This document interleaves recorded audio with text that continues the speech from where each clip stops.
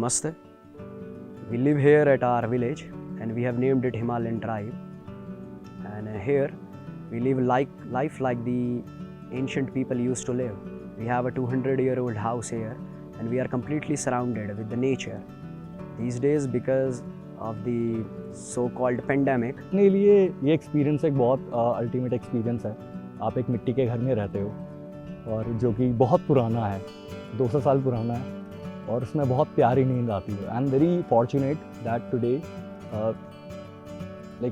I can invite like-minded people who really want to take this kind of similar experience.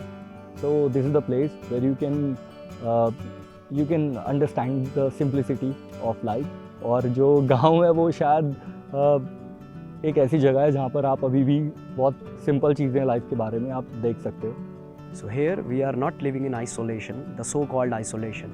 Actually, we are living the life itself, the life full of love and compassion for every single thing, irrespective of it being living and non-living. It's just the life full of love, and this is what actually life is. तो यही है Himalayan tribe. The entire idea is about learning and living. तो हम लोग यही चीज़ कर रहे हैं यहाँ पे।